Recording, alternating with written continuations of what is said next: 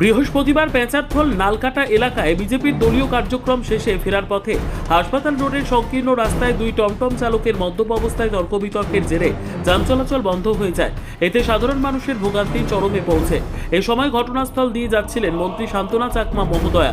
পরিস্থিতি দেখে তিনি গাড়ি থামিয়ে নিজেই নেমে চালকদের সঙ্গে কথা বলে বিবাদ মেটানোর চেষ্টা করেন এবং চালকদের সাথে কথা বলে স্থান ত্যাগ করেন। তবে এডিসি নির্বাচনের ঠিক আগ মুহূর্তেই ঘটনাকে বিকৃত করে বিরোধীরা সোশ্যাল মিডিয়ায় ঘটনাটি নিয়ে বিভ্রান্তিকর প্রচার চালাচ্ছে যে মন্ত্রী মহোদয়া নাকি এক টমটম চালককে চড় মেরেছেন, এমনটাই রাজনৈতিক মহলে গুঞ্জন।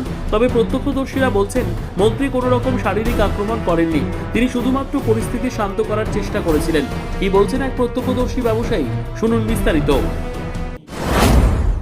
আমরা আইছিলাম যে এখানে আজকে একটা গন্ডগোল হয়েছে শুনছি, কিছু সংখ্যক সোশ্যাল মিডিয়ায় তো প্রচারে আইছে যে এখানে একটা গন্ডগোল হয়েছে, মন্ত্রী শান্তনা চাকমা উপস্থিত আছিল।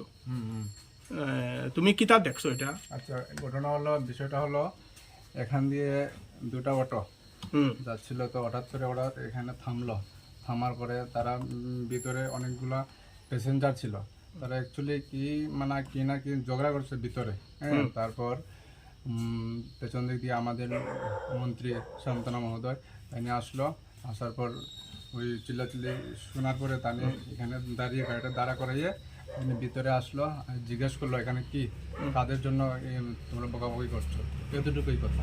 ও, এরপরে কি ম্যাডাম রয়েছে এখানে না গেছে গিয়া? ম্যাডাম কি তারারে কোনো মারধর বা কিছু করছে?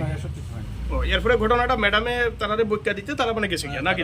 তারাও গেছে গিয়া, শান্ত হয়ে গেছে নাকি? তার এলাকা শান্ত। ও, তোমার নাম? অমিত সরকার। এটা এই ফার্মেসির থেকেই তুমি দেখছো নাকি? ও, তুমি মানে মূল প্রত্যক্ষদর্শী এলাকার তুমি ছিলাম। ও আচ্ছা আচ্ছা, ঠিক আছে, ধন্যবাদ, অনেক ধন্যবাদ।